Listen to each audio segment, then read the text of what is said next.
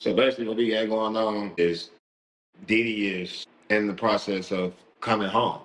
That's what it sounds like and looks like to me. Regarding as far as he can face up to 10 years, that's just something to scare you, throw you out there. Nope, they're not going to charge you 10 years for prostitution. Just would be unjust. I think people wouldn't be satisfied with that.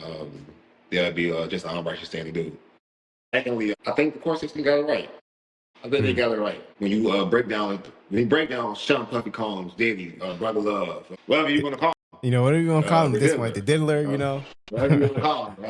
A lot of the things that he was involved in was agreed upon. No matter how sick and disgusting, and disturbing some of the acts that he was involved in were, they still were agreed upon mutually by more than two people. When you have a person that's hosting the events, and when I say hosting, I say, casting. You're doing casting calls for the events, but then the same token, you turn around and say that you were manipulated and coerced and led astray to do these things. All that could be true, but you know, when it's grown being grown, because if I'm a baby, I feel like you can be tricked, bamboozled.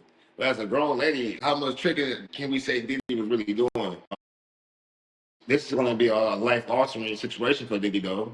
We know that Diddy won't have that same effect. How Diddy had, it was a certain aura, like, okay, you didn't know what's in the closet, what's not in the closet. But here he's terrorizing folks, people cars are blowing up behind the dealer. But now it's like, okay, dude, you're a sick man. It's gonna be hard to look you in the eye, but for your peers, look you in the eye again and knowing that this happened. Hopefully he gets to come home and enjoy the rest of his days with his family in a more subtle context. And hopefully he can let that sickness of rubbing other men's finished product on your chest, let that subside, let something else take its place.